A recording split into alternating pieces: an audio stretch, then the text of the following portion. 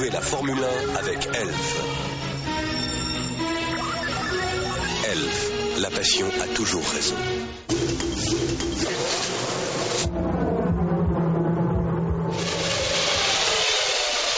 Renault. À chaque victoire, nous construisons l'avenir.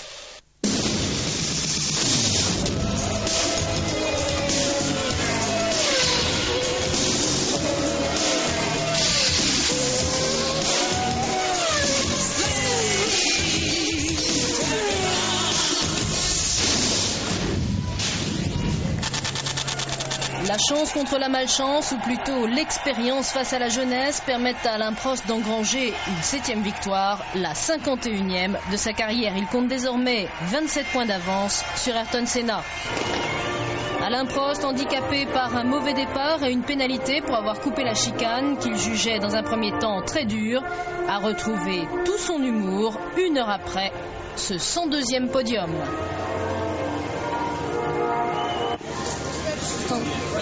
Ah, enfin. Vas-y, commence. Bonsoir, 51e victoire d'Alain Prost. Alain, ça s'est bien passé? Très bien, ça tourne là. Oui. Ça s'est bien passé, ça s'est bien fini surtout. Ça n'avait pas très bien commencé. Difficile un peu de résumer la course parce qu'encore une fois il s'est passé beaucoup de choses. Tant mieux pour le spectacle d'abord parce que c'est la 7e fois que je rate mon départ cette année. C'est la 7e victoire. Je n'ai jamais gagné une course en partant en tête au premier virage. Donc, mais enfin là c'était chaud. J'ai décidé d'assurer la 2e place et j'étais à moitié surpris de voir Damon malheureusement avec le pneu déchiqueté. Et, bon, c'est triste pour lui, hein. C'est sûr que c'est un peu différent il y a 15 jours à Silverstone parce que je pense qu'il méritait vraiment la victoire à Silverstone. Bon là je pense que je la méritais un peu plus ici, donc ça c'est mon opinion, mais lui en tout cas il mériterait vraiment de gagner une course et 2 fois de la même manière, c'est très dur.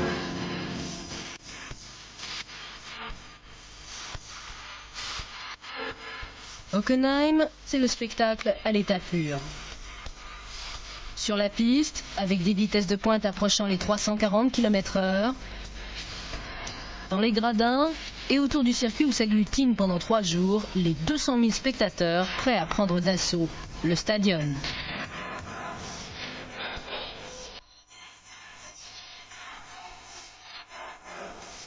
De ce gigantesque camping coincé entre le circuit et l'autoroute s'échappent les effluves de saucisses grillées mêlées au relent de bière.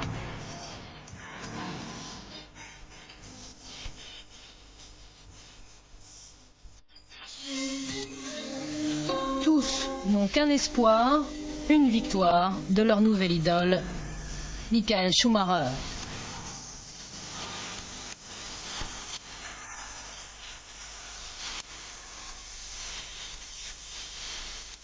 Et le jour J, tous les moyens sont bons pour se rendre au circuit, tracé au milieu d'une superbe forêt.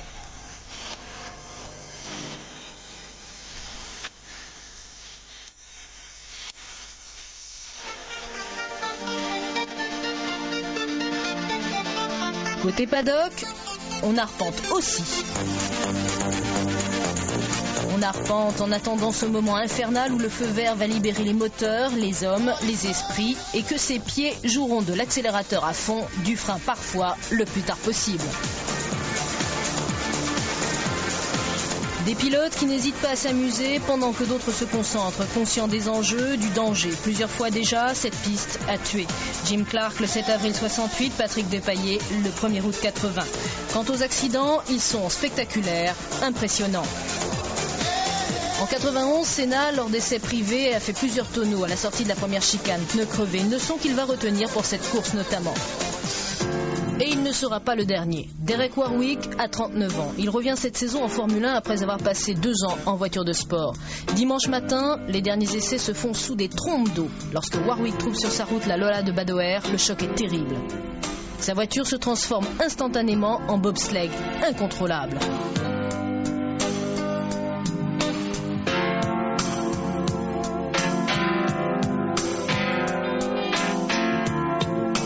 Warwick est sonné, indemne. 4 heures plus tard, il est à sa place, en 6e ligne, sur la grille de départ. Derek, on est ravis de vous voir ici. Merci. Merci. Comment vous sentez-vous? Oh, ça va bien. C'était évidemment un mauvais accident. J'ai un peu mal dans le cou et aussi à la tête. Mais franchement, il n'y a pas de problème. Qu'est-ce qui s'est passé exactement? Je suivais Prost et Senna, il pleuvait beaucoup. Et du coup, il y avait un brouillard d'eau très épais. Je ne voyais rien. J'étais peut-être à 320 km/h. Badoer, lui, allait très lentement. Alors il a surgi du brouillard et j'ai arraché le côté de ma voiture. Je me souviens de Monza. Moi aussi. À ce moment, je vous ai demandé si vous étiez Superman. Non, pas du tout. Au moment présent, j'ai surtout beaucoup de chance. Et puis ça suffit comme ça. Devant Warwick, en 5e ligne, il y a Jean Alesi. Alesi, témoin de l'accident de Warwick. Jean, ce matin, le warm-up a été perturbé. Ben c'est vrai, c'était pas sympa parce que bon, déjà on n'avait pas de visibilité dans la ligne droite. Je commençais à être un peu quand même effrayé. Puis d'un coup j'ai vu les drapeaux jaunes, j'ai vu des débris partout de voitures. Un peu plus loin, j'ai vu la voiture de Warwick sur le toit avec Derek qui était encore dedans. J'ai eu très peur, je suis sorti, j'ai essayé de lui donner un coup de main. Heureusement pour lui, tout a été pour le mieux. Alors, en ce qui concerne votre voiture, vous avez essayé de la régler un tout petit peu pour la pluie. Heureusement, il fait pour l'instant sec. Ben, c'est mieux de ne pas trop en parler de la voiture parce que c'est pas ce qu'on a de mieux en ce moment. La voiture ne marche pas très bien en conditions donc de piste sèche. Par contre, s'il pleut, bon, ben, on a notre épingle du jeu à tirer. À 13h30, la pluie peut encore menacer, même si le ciel devient de plus en plus clair.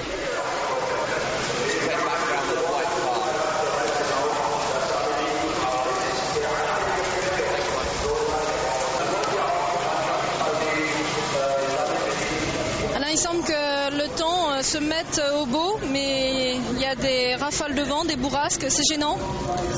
Bon, ici on est assez bien protégé par les arbres, par la forêt, donc bon, c'est un peu gênant, mais c'est beaucoup moins gênant que s'il y avait des trompes d'eau. Alors en ce qui concerne les réglages, vous avez choisi réglage pour temps sec. Réglage pour temps sec, oui. Bon, c'est impossible de partir sur cette piste avec des réglages pluie de toute façon pour l'instant, donc on est obligé de faire le pari contraire, c'est-à-dire sec, et puis s'il pleut, il faudra se débrouiller avec, mais je pense que s'il pleut beaucoup, ils mettront le safety car parce que c'est impossible de rouler dans des conditions comme ça. On a vu ce matin, c'est certainement la piste la plus dangereuse en conditions de pluie. Il n'y a absolument aucune visibilité dans la ligne droite. Même avec une voiture 300-400 mètres devant, on voit rien, on voit pas les drapeaux jaunes. Donc bon, c'est pour ça qu'on part avec des réglages secs et puis on verra.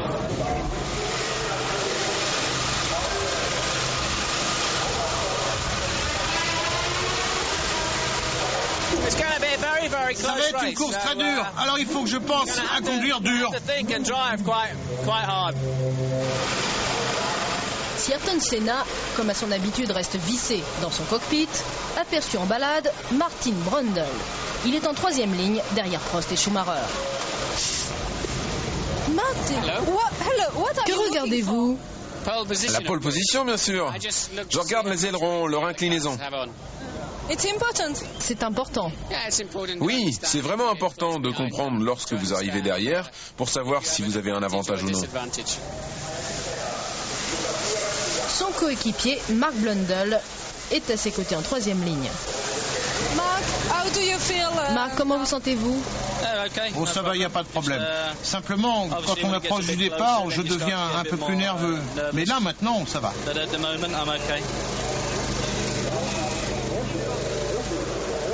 Schumacher, lui, n'a réussi que le 3e temps des essais. Il part derrière Alain Prost, sur ses épaules tout le poids du public allemand.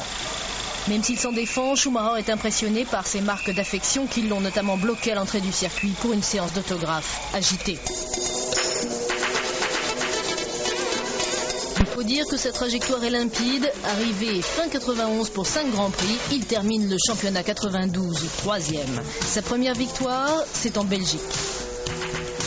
Façonné par Mercedes, il sait se protéger tout en restant disponible, ayant troqué son insouciance contre un certain sens du devoir et des obligations.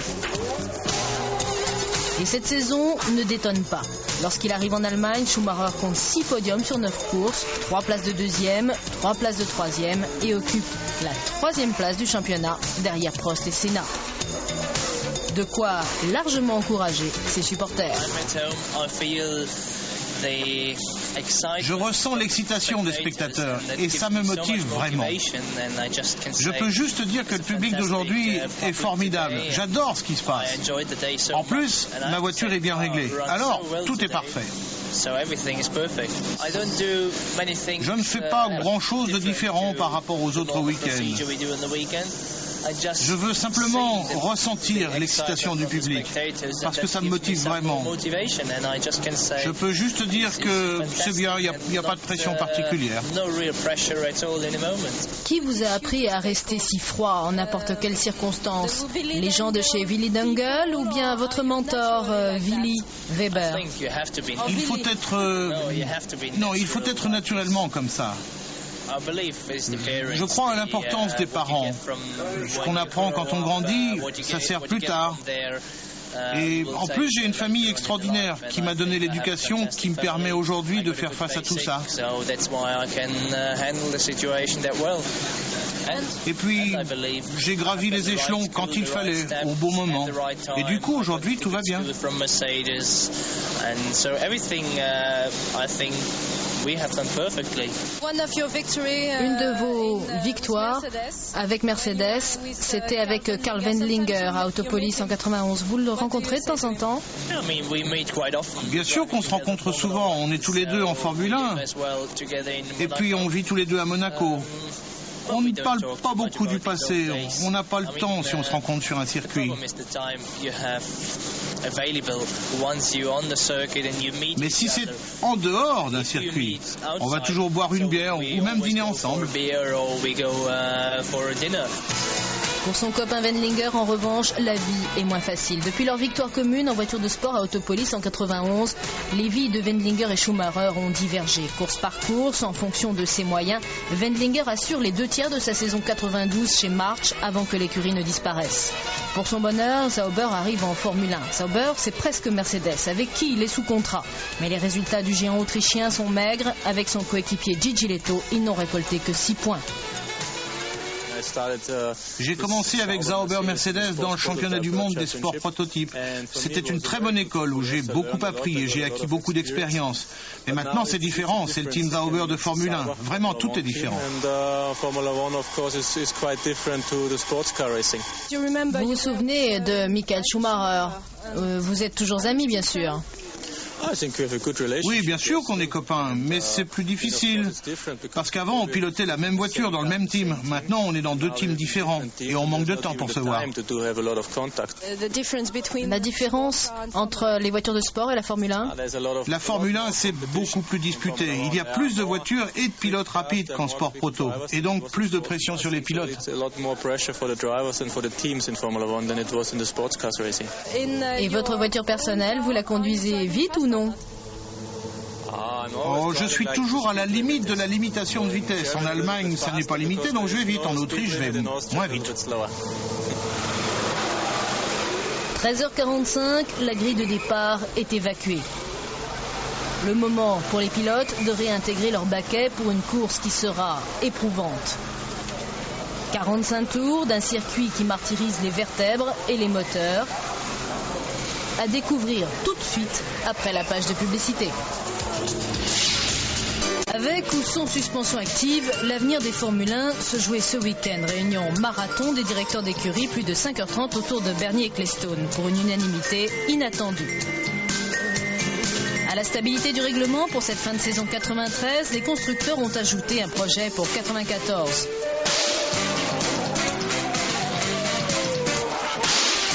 Au menu, suppression des suspensions actives, maintien des boîtes de vitesse à gestion électronique, nombre de moteurs limité et réintroduction des ravitaillements en course.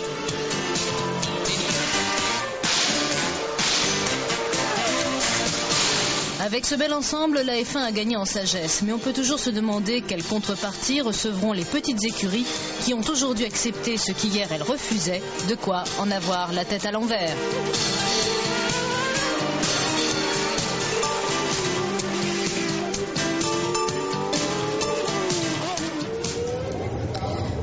Donc, à 14h, le départ de ce 41e Grand Prix d'Allemagne est donné.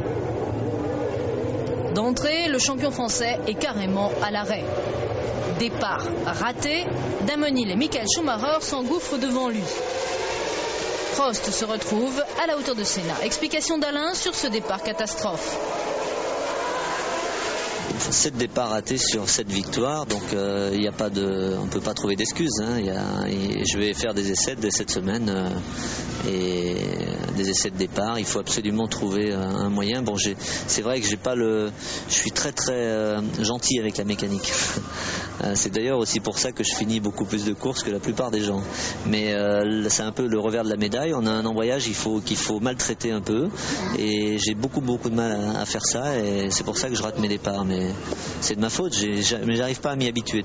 Et j'en ai pris des très très bons, j'en ai pris au moins 3 très bons cette année, mais ça n'a pas servi à grand chose d'un côté, mais c'est pas régulier. En plus, comme il y a eu la pénalité de Monaco, et depuis ça me perturbe un petit peu, je me demande ce qui va se passer, donc les deux ensemble font que je démarre pas bien. Mais à Budapest, la prochaine course, il faudra absolument bien démarrer, sinon je gagnerai pas. C'est ainsi que ce départ manqué inflige à Alain Prost une première punition, celle de se retrouver aux prises avec un Ayrton Senna passé maître dans l'art de griller des places au cours du premier tour, technique qu'il maîtrise depuis que sa McLaren est plutôt moins performante que les autres monoplaces et qu'il a décidé de se jeter dans une bataille, celle de garder au moins la 2e place du championnat du monde. Senna-Prost, Prost-Senna, le duo-duel tourne à l'avantage de Prost. Les explications de Senna puis de Prost. Ayrton, il semble que vous ayez fait un bon départ. Enfin, je n'ai pas fait un vraiment très bon départ. Je pense que la majorité des autres pilotes a fait un meilleur départ que moi.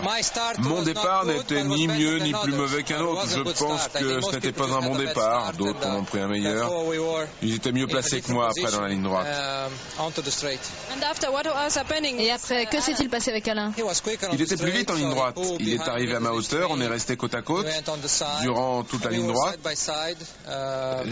J'ai freiné. Il a essayé de freiner plus tard. Il ne pouvait plus en fait contrôler sa voiture et je ne pouvais plus rien faire.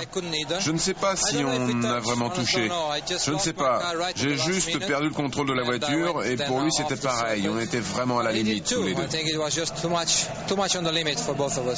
Premier virage, Ayrton est venu à l'intérieur avec au moins 10 km/h de trop et j'ai dû vraiment m'écarter beaucoup pour éviter l'accrochage. Et par contre, aux premières chicanes, j'ai fait pareil. J'ai été décidé à pas lui laisser la porte ouverte. Et bon, on s'est retrouvé vraiment dans une position très très difficile. Mais les émotions d'Alain Prost ne sont pas finies. Quelques 800 mètres plus tard, l'attend une deuxième chicane traîtresse. Brundle poursuit Prost, mais à sa manière, c'est-à-dire en marche arrière. Le Britannique, tout comme Prost, prend l'échappatoire. Tous deux seront pénalisés pour une manœuvre dont ils se seraient pourtant bien l'un et l'autre passés. Au moment où j'allais prendre le virage et j'ai regardé dans mon rétro, j'ai vu la Ligier de Brundle en tête à queue, en perdition. Donc j'ai décidé vraiment dans un réflexe d'aller tout droit dans la chicane pour aller un peu plus vite. Si j'avais fait le prix de virage d'une manière normale, il m'aurait tapé à l'arrière, ça c'est absolument évident. Et donc bon, j'ai été pénalisé pour ça. Je pense qu'à l'arrivée à la deuxième chicane, peut-être que les pneus étaient sales et la voiture elle est partie. J'ai essayé de freiner, mais à 320 km/h, je suis arrivé en perdition à la chicane. Par chance, je me suis retrouvé sur l'échappatoire et j'ai pu revenir en 4e position. J'étais vraiment chanceux. Mais malheureusement, les commissaires n'ont pas vu le tête à queue. Ils ont pensé que j'étais arrivé trop tard au freinage et que j'avais choisi la meilleure trajectoire. Je leur ai dit immédiatement qu'ils avaient pris une très mauvaise décision en fonction du problème que j'avais eu. Et ils m'ont dit qu'ils n'avaient pas vu la figure. C'est la malchance, évidemment. Ils ont réellement tué ma course. Damon Hill, Schumacher précède Prost et Brundle, inconscients de cette pénalité qui va les handicaper quelques tours plus tard, puisque lors de la traditionnelle réunion des pilotes avant course, il fut spécifié que seuls seraient sanctionnés ceux qui avaient coupé la chicane pour des raisons de freinage tardif et non pour éviter un accident. Quant à Senna, lui, il est bon dernier. Pour une fois, Andretti est devant son bourreau, mais pas pour longtemps. Le brave Michael, victime d'une direction faussée après un accrochage avec Berger, doit abandonner. Décidément, le mauvais sort s'acharne sur lui lui, tout comme sur Eric Comas, une nouvelle fois victime de sa boîte de vitesse, panne chronique depuis que les Larousse disposent de l'anti-patinage. Pendant ce temps, Alain Prost veut gagner du terrain au maximum. Il remonte très vite sur Schumacher, fond sur l'Allemand et s'empare de la deuxième place. On est au 5e tour et à ce moment, 3 secondes séparent Damonil en tête de la course d'Alain Prost. Il faudra 3 tours aux Français pour se retrouver dans les roues de son coéquipier.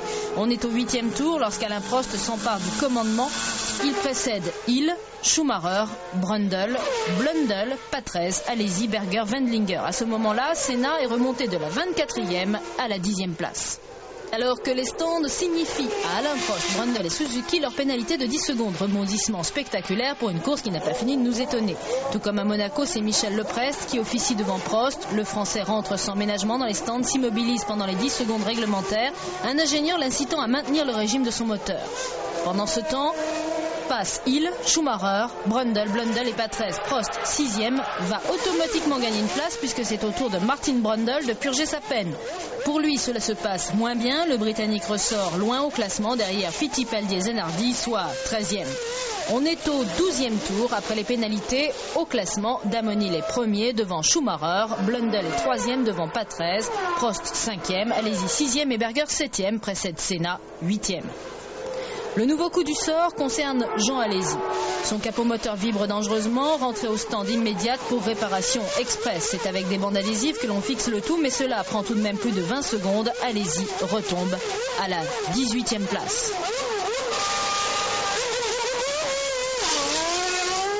Et décidément, la course est dure pour Ferrari. Berger se retrouve avec Senna dans les rétroviseurs. À ce moment, l'Autrichien 6e peut compter sur un point qu'il n'a pas l'intention de céder à son ancien coéquipier. Berger devant Senna, belle revanche de 3 années où ce fut Senna devant Berger. La bataille va durer plus de 5 tours, Berger ne cède pas et surtout Senna, pourtant grand spécialiste en la matière, avoue qu'il n'a pas pu doubler Berger. Je ne pouvais pas le faire. Le passer en ligne droite, je n'allais pas assez vite. La McLaren était plus à l'aise dans les virages que la Ferrari. Mais en ligne droite, je ne pouvais rien faire. Ce qui m'a fait perdre beaucoup de temps, c'est vraiment dommage. Le Brésilien décide alors de changer de pneumatique. Au passage, notez la cohésion de l'équipe McLaren, moins de 5 secondes pour ce balai, sans aucune précipitation. Peu avant, Schumacher, ayant allumé ses pneus, est lui aussi passé par la case stand. Au classement, Hill caracole alors en tête avec 20 secondes d'avance sur Prost. Schumacher est 3e, Berger 4e, Blundell 5e. Et décidément, Berger avait l'humeur combative. Scène courante vue hier à Hockenheim vers 14h48. Blundell passe Berger.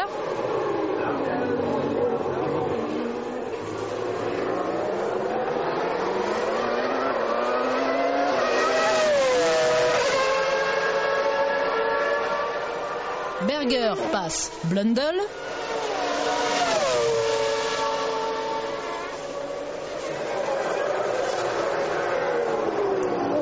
Et Blundell passe Berger.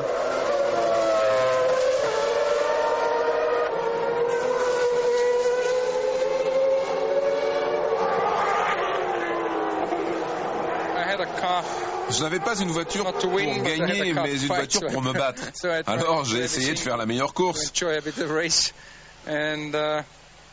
pense que c'était bien, ce n'était pas dangereux parce qu'avec des pilotes comme Senna ou Blundell, vous pouvez vous battre. Ils ne font pas de choses stupides. Tout se fait à la limite, pèse au-delà de la limite. Je pense que c'était bien. Il a une Ferrari très large. Il m'a fait perdre beaucoup de temps. Je l'ai doublé une première fois et il est repassé parce que finalement la Ferrari n'est pas si lente. Ensuite, j'ai dû mettre 2 roues dans l'herbe pour le doubler à plus de 300 km/h. Je pense que ce n'est pas une bonne chose et surtout pas au milieu de la course. Dans les derniers tours, je peux comprendre, mais pas seulement quand on est à la moitié. Tout cela n'empêchera pas Blundell de terminer 3e, car ce Grand Prix va se jouer dans les 3 derniers tours à la surprise générale. Senna 5e, menaçant Blundell 4e, s'arrête au stand. Explication du Brésilien. Je sentais la voiture qui se trémoussait. Et ici, quand vous avez une basse pression, vous pouvez éclater et vous risquez un grave accident, comme j'en ai déjà eu 2 ici. Quand j'ai senti la voiture bizarre, je n'ai pas voulu prendre de risque d'exploser à plus de 300 km/h et j'ai immédiatement appelé et j'ai dû rentrer pour changer les pneus pour terminer en toute sécurité. Et là est la clé de ce Grand Prix. Hill en tête a voulu résister, tenter de protéger sa victoire, parier qu'il pourrait aller jusqu'au bout du Grand Prix sans changer de pneumatique. Illusion, erreur de jeunesse, le tableau de bord indique une crevaison. La Williams de Damon Hill est sur 3 roues. À 2 tours de la fin, Georgie Hill, sa femme, est désespérée. Il ne restait plus qu'un tour, c'est vraiment décevant. J'y ai pourtant cru à cette première victoire.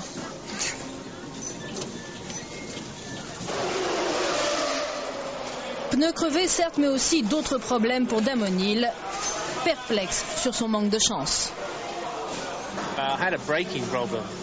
J'ai eu des problèmes de frein avec le nouveau système. Et quelquefois, je me suis retrouvé en perdition. J'ai évité le bac à sable, le bac à gravier. Et ça a été très chaud. Quand Alain m'a rejoint, je n'ai rien pu faire, tout simplement parce que je ne pouvais pas savoir comment la voiture allait réagir à un freinage tardif. J'ai donc freiné tôt et je ne pouvais pas y croire. En étant passé par les stands, qu'Alain Prost me rejoigne aussi vite. Et pourtant, il sortait des stands.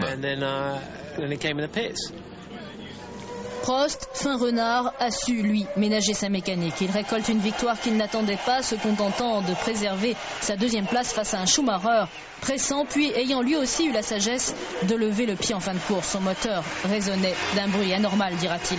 Prost vainqueur devant Schumacher, c'est ainsi qu'en résistant à Berger puis à Senna et avec l'abandon de Hill, Mark Blundell se retrouve sur le podium pour la deuxième fois de la saison. Décidément chez Ligier, 93 est une saison réconfortante. Marc a fait une très très belle course avec des gens qui ne sont pas toujours très sportifs. Quand on donne des coups de roue à 300 à l'heure, je crois que c'est un peu dangereux. Il s'en est bien tiré, tant mieux. Martin, lui, a eu moins de veine parce qu'il a fait un tête à queue et comme les commissaires l'avaient pas vu qu'il avait fait un tête à queue, ils ont pensé qu'il avait pris la chicane tout droit et l'ont pénalisé de 10 secondes. Enfin, le résultat est là, c'est le principal. On a un podium de plus et je crois que c'est toujours bon à prendre. Derrière Prost, Schumacher, Blundell, Senna, pas 13. Berger est 6e, Alesi 7e, revenu de la 18e place. Pour la première fois, les deux Ferrari sont à l'arrivée. Au lendemain du Grand Prix d'Allemagne, cela fait donc 26 jours que Jean Todt a pris ses fonctions chez Ferrari. Depuis le 1er juillet, son arrivée à la direction de la Scuderia, Jean Todt n'a pas chômé. Il s'exprime en italien, connaît tout le personnel de la Scuderia. Son but, c'est bien sûr la victoire, mais pour y parvenir, il faut réunir tous les paramètres. Il est en accord avec les pilotes qui ont été confirmés. Son rôle, c'est aussi de tirer le meilleur parti des responsables techniques, comme ici Lombardi, le responsable des moteurs en discussion avec Niki Lauda. Mais il doit travailler aussi avec Barnard. J'ai eu effectivement beaucoup de travail pour essayer de commencer à faire surface, de faire un inventaire plus précis de la situation, de parler avec les principaux responsables, avec nos différents sponsors, avec les pilotes, tout ça. Donc maintenant, eh bien, il reste à travailler. Jean Todt semble avoir pris le pouvoir. Le staff technique est figé et les pilotes donnent satisfaction. On a de très bons pilotes. Mais on n'a pas que de très bons pilotes. On a également une très bonne équipe. On a un très bon potentiel. Maintenant, ce qu'il faut, c'est réunir tout ça. On a commencé et faire en sorte que tout le monde travaille avec plus de sérénité et puis avec une vision moyen terme. On reconnaît bien l'agent Todt, toujours prudent dans le progrès, car le progrès reste l'objectif numéro 1 chez Ferrari. La voiture, à chaque séance d'essai, à chaque compétition officielle, elle doit évoluer.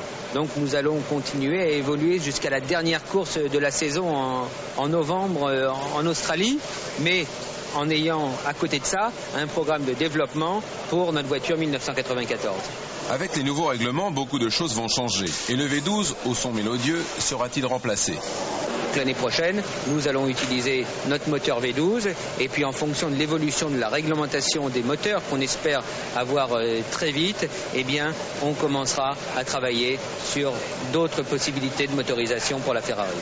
Outre la Scuderia Ferrari, le V12 équipe cette année les Lola d'Alboreto et Badoer. Mais elle ferme toujours la marche. Bilan, les pilotes se donnent à fond et les sorties de piste ne manquent pas, comme ici Luca Badoer aux essais. Pour 1994, notre confrère de l'équipe annonce le retrait du V12 chez Lola. Mais Luca Badoer semble peu bavard. You have no information. No, I'm sorry, really I haven't. La décision n'est pour l'instant pas encore prise. Enfin, sachez que Derek Warwick, victime de ce terrible accident, a terminé la course, certes dernier, mais quelle leçon de courage. Prochain Grand Prix, la Hongrie, Budapest, le 15 août. Alain Prost l'abordera avec 27 points d'avance sur Senna. Rendez-vous avec toute l'équipe de F1 Magazine lundi 16 août pour les résumés de ce prochain épisode du championnat du monde passionnant. Bonsoir.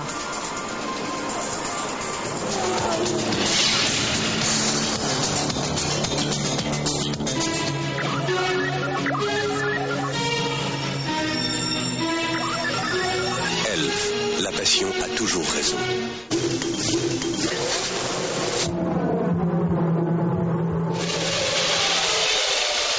Renault. À chaque victoire, nous construisons l'avenir.